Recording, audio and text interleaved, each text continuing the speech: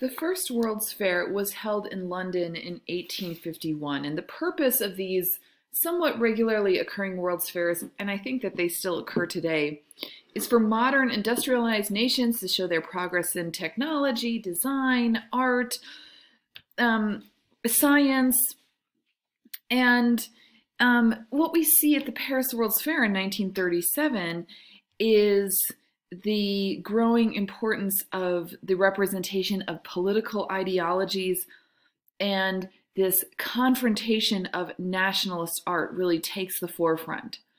The context for this World's Fair is the lingering Great Depression that began in October of 1929, and the Spanish Civil War, which I will talk more in depth about later. 46 countries participated, and there were over 30 million visitors. So this was a huge stage for the Nazis to showcase their ideas. And if you're looking at these pictures wondering, why didn't I see the Paris World's Fair grounds when I went to Paris? It's because, like most World's Fairs, these fairgrounds are temporary. So what we're looking at here, bookending the Eiffel Tower, is the Nazi pavilion squaring off facing the Soviet pavilion here. This has all been taken down. And the image below is the Soviet pavilion again. This is taken from the Eiffel Tower, looking to the Nazi pavilion right there on the banks of the Seine River.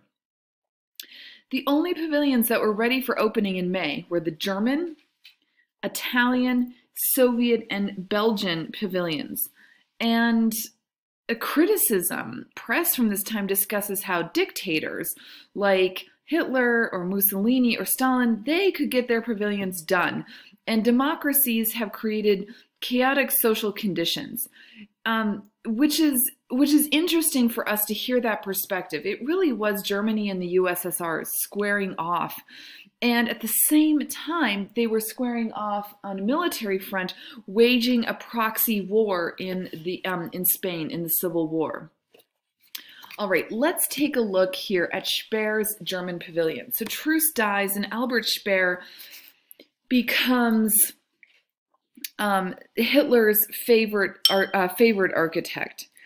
And this massive pavilion has a modern steel frame, but then the facade is of German limestone. And remember the importance of stone for Hitler and also for Speer to represent national identity, give this sense of classical timelessness, and therefore a notion of German racial superiority. 1,000 tons of materials were brought from Germany, and it was constructed on site in only a few months. The photo I'm showing you at the right shows how the pavilion was lit at night with these floodlights from below to emphasize the gold and red mosaics with swastika patterns that filled that wall space between the columns. We also see these big kind of cauldron lamps down here that would have glowing coals in them at night. There's this idea of a kind of ritualistic, monumental architecture.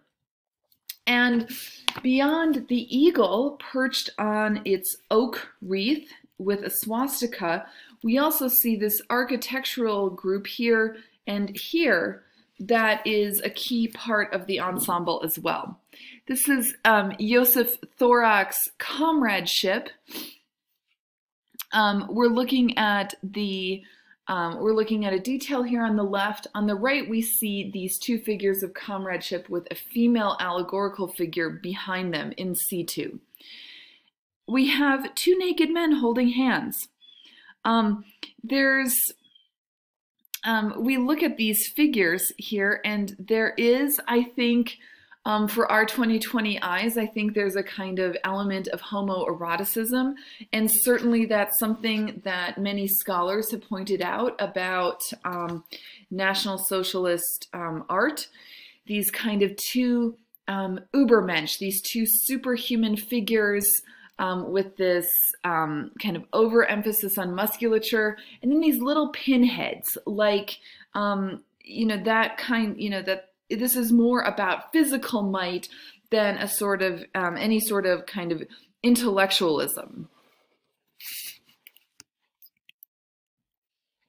We can compare the sculptural group to something like Boccione's unique forms of continuity in space. I mean, they both, I think, present to us the same idea, which is the modern, the kind of forward-looking human, but very different views. We have the kind of industrial machine aesthetic of Boccione's human, striding forward, dynamic. And then we have in Thorok's comradeship, we have more of this kind, that kind of triangular pose that gives us a sense of stability, as if the Germans have already arrived, and that they are building their model of the modern man on classical models. All right, let's look at Boris Yoffan's Soviet pavilion, which I think it's almost best if we compare the Nazi and Soviet pavilions, the kind of showcase here, this big confrontation that was at the heart of the Paris World's Fair. And we can see how different the architecture and the sculptural groups are.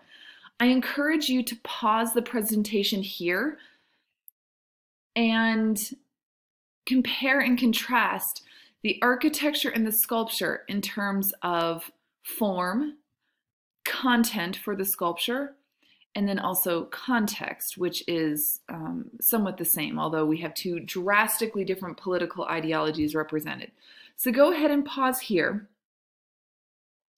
All right, now that you're back, after you've worked through this comparison, look at the difference in the just the basic architectural shape. We have this big kind of ascending columnar structure in the German pavilion, whereas in the Soviet pavilion, we have this kind of staggering of blocks, kind of creating this diagonal line that gives us a sense of moving. It suggests to us that the Russians are still progressing. And think about, the notion of communism here is that you're always working towards a better future. You're always improving. It almost appears in this solid kind of static German building that they've already arrived. They don't need to do any more evolving. If we look at the sculptural groups, one difference that might not be obvious here from the photos is that the Thorok, the Nazi group, is made of bronze. This is a more traditional, more historical material versus the steel of Mukina's workers. And here in the detail, you can see these are actually steel panels that have been riveted together. It's more modern and industrial, and actually, more kind of cost-effective too. I think another interesting point of comparison here is to think about the proportionate size of the sculptures compared to the building. The human element in the German pavilion is subordinate to the structure. This represents differences in the political ideology. Communism, the USSR, is a human-centered state authority. That did not always work out in actuality, I should say. But communism at its core is human-centered, whereas in the German building, the symbols and mythology of the state, the eagle, the swastika, they tower over the human element, which becomes a just kind of a minor character here. So we have the Soviet pavilion, which is dynamic, that kind of striding forward of the figures, holding the two emblems of the state in their hands, so making sure that human component is present in state symbolism, versus these solid, stoic German figures with their feet firmly planted, their shoulders aligned, creates a really stark contrast, I think. All right. Here we're looking at Salvador Dali, and we've already talked about him with Surrealism. He's a Spanish artist, and In this work, done after his arrival in the United States, we see the surrealist vocabulary being used to present a metaphor for the fratricidal war waging in Spain. We see this figure tearing itself limb from limb, as I said, as a visual a visual narrative here for civil war and the effects of that war.